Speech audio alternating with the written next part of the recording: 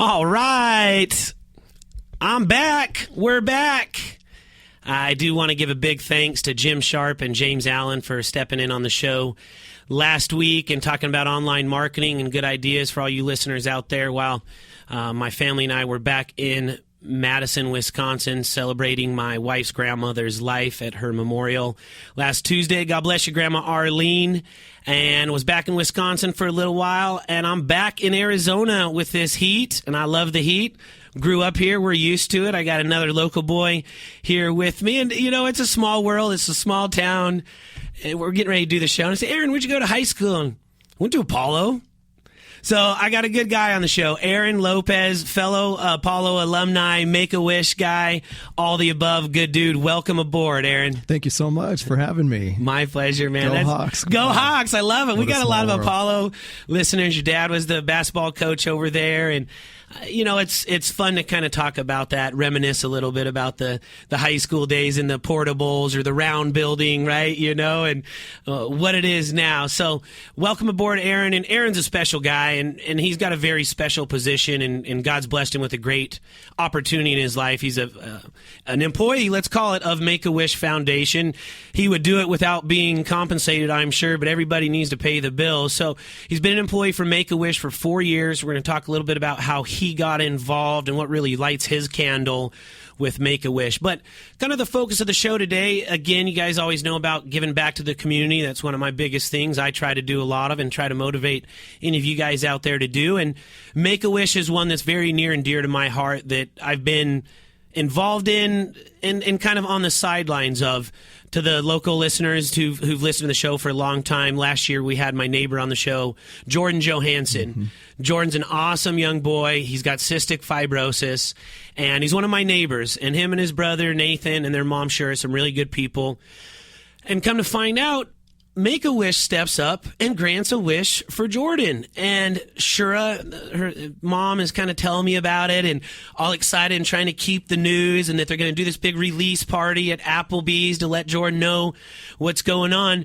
And it was so cool that I wasn't even in the middle of it. I was barely even on the sidelines. But just to see and know what was going on in the excitement with Jordan. And then when he was able to come back and share with me about his wish that was granted, I mean, it just made me melt and made me want to be a part of Make-A-Wish. So a couple months ago, I had waited for a few months for their training class to open up to become an official Wish grantor. And Aaron and another awesome guy by the name of Sawyer were the guys who kind of trained all of us Wish grantors on there and wanted to have Aaron on the show and talk about being a Wish grantor and Make-A-Wish and things like that. So let's talk about Aaron. Aaron's a local boy, Glendale. Gotta love it, 85302, the 623. And Aaron... It was actually 602. It was 602 back in the day. There wasn't a split zip code, you're right, or area code, excuse me. So Aaron's from Glendale. He has been with Make-A-Wish for 4 years, and I was kind of asking Aaron how he kind of got about to Make-A-Wish. Share with our listeners kind of how it evolved, what you were doing, and what happened that man, I can do something bigger and better. I'm here for bigger, better reason to help other people and volunteer. Kind of walk us through that transformation in your life and the steps that got you into Make-A-Wish. Well, I always wanted to give back. I remember being younger and wanting to volunteer and do things like that, but when I graduated from high school, I went immediately I started working for a bank, a large financial institution, and I just did customer service and that type of thing. But it was just something that every time I went to work, I knew I was getting a job done. I knew I was making a paycheck, but it seemed like that there was something missing. I wanted to do something a little bit more. So I did find myself on the outside of work trying to volunteer and trying to give back and do those things. But it just still, again, every single morning when I went to work, it just felt like it was a tedious process. I was going to line the pockets of somebody I'd never even met or even knew, and it just didn't feel right. An opportunity came along at a couple of organizations where I could do community relations, and I really got a taste of being a little bit more on the street and kind of working with some people who needed help the most. That led me to a position at the Salvation Army where I directed the Christmas Angel program. So I love the Christmas Angel program from when I was a kid. my mom and my brother and I would go to the mall, and we'd get to each pick out a kid and do. That is one of the coolest programs of that you can volunteer and do. Right? It's the holidays. You get to go and buy a toy for a kid, a boy, girl. You get to pick out what year and how old they are, what they want.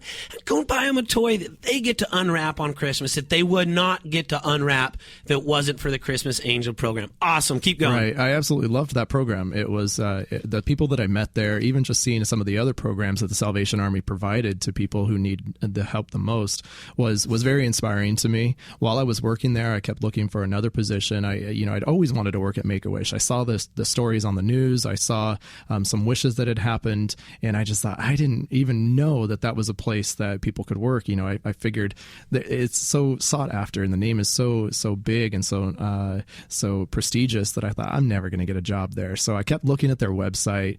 I kept looking at some of the available opportunities they had, and I waited for 5 years for a position that I thought I would be effective in, and that I thought would help me develop professionally, and also just sort of help me give back all at the same time. So I think that's kind of a cool part about this story is that, man, you had this calling. You're doing everything you can to volunteer. It's like, wanting to play with the Arizona Diamondbacks your whole life. And, am I going to get called up? Are they going to have a position? But in the meantime, I'm still doing everything else. Boy, I'd really like to make it to the big leagues and really start making an impact. But you were patient. You didn't go after any of these other positions, didn't feel that they would fit exactly what you were looking for and what you're here for. And 5 years later, the right position comes up. I'm sure you saw that posting that day. It was like, click, click, click, call, drive down to the office. I want this job. Here I am. And God bless you with this position. That's exactly right. And I saw the position, and you're right. I was very excited. I made some phone calls. Hey, do you know anybody over there? And what can we do? So I went in and I just tried to knock it out of the park. I spoke from the heart, and I talked about my experiences at the Salvation Army. I talked about my desires to give back. And that's one thing that we really look for when we're looking for employees is somebody is somehow emotionally connected to the mission, or somehow connected to children, or wanting to give back. I mean, there's got to be some sort of emotional connection between the organization and each of our employees who works there. It can't just be that job like you had before where you're waking up thinking, I have no purpose with this job. There's nothing coming from it. I'm lining someone else's pockets. I'm not getting anything back from what I'm giving in other than a paycheck. And that's it. And the way that you and Sawyer were all in on the Make-A-Wish Grantor training, I think it resonated with all of us to give us that extra boost of that this is an emotional deal, and you have to be all in on this. You may shed some tears during this because you become attached to these kids and wanting to help them, but at the same time, all the benefits outweigh maybe that small little sacrifice for that emotional distress time there to be able to help be a part of this. So, been doing it for 4 years now. What's your official position? So I'm the volunteer manager at Make-A-Wish Arizona. So I help support all of the volunteers we have throughout the state, which is more than about 650 of them. So they come from a big, diverse background of time and talents and all sorts of personalities, and I couldn't be happier. And so you work with all people, different ages, different geographical locations, wanting to help in different capacities, whether it's, hey, I'll sign up for one of the walks, or I want to be a Wish grantor, or my office wants to support a Wish kid. You're the kind of the middleman putting people together to achieve these goals of them being able to volunteer. Right. We're actually trying to bridge the gap between where our wishes happen, how they happen, and the people who, just see them on the news and our community. So we really want to make sure that the community involvement is a big thing since day one. That's one thing that's happened is the community comes together for a common purpose, and that's to grant the wish of a child. And give back. And the easiest way is to go to the website, right, to find out any of that information, which is www.arizona.wish.org. Again, arizona.wish.org. There's all types of cool stories of wishes they've granted and wishes they're going to grant and different ways that you can get involved. We're going to talk about a walk event you got coming up here in the next segment. But we're talking with Aaron with Make-A-Wish and about how he's all in and what changed in his life to kind of steer him in the direction of Make-A-Wish and what he gains from it personally, professionally, and philanthropically, giving his time and his care and his emotion back to the volunteers, back to the kids who are getting the wishes granted. All good stuff, you guys. Stay tuned for this short break. You're listening to Life in a Thanks.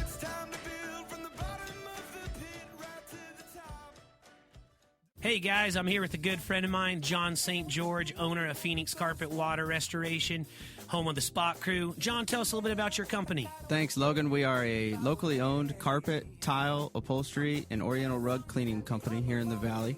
We're happy to celebrate our 5-year anniversary, and we're giving 25% off to all new customers to call in at 602-319-8446. So that phone number again, 602-319-8446, 602-319-8446. Call my buddy John for a free estimate today. Tell him Logan sent you.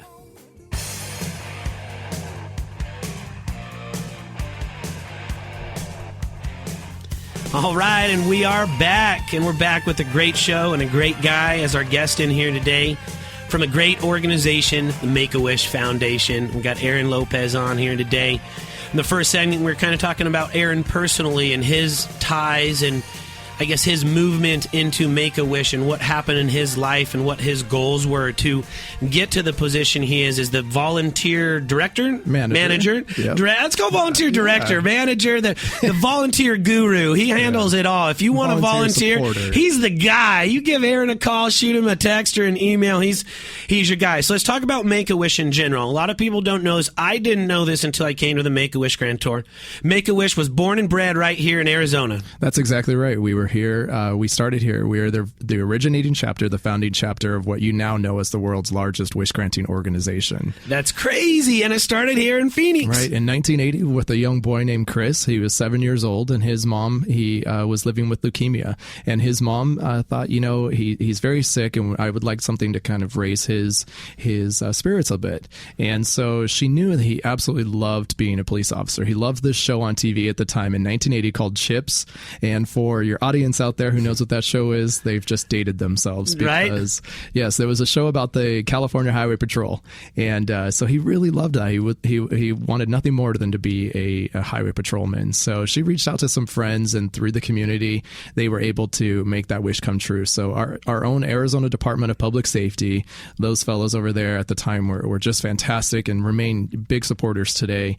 And it was quite interesting that the current DPS director that we have now, it was his father who was the DPS director in 1980. So it's carrying on the legacy. Heads. And so Make-A-Wish basically started from a mom and a sick young boy and the Arizona DPS. Right, exactly. They invited him. They made him Arizona's first and only honorary police officer, gave him a badge.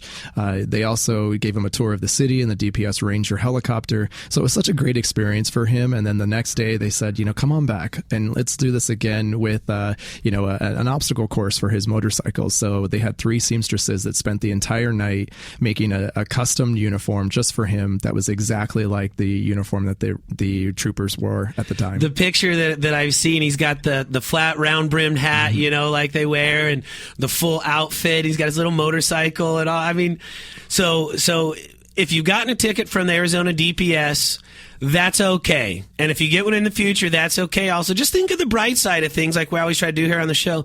Arizona DPS basically started Make-A-Wish. All right, so the ticket won't hurt that bad if you're speeding on the freeway. Drive safely out there.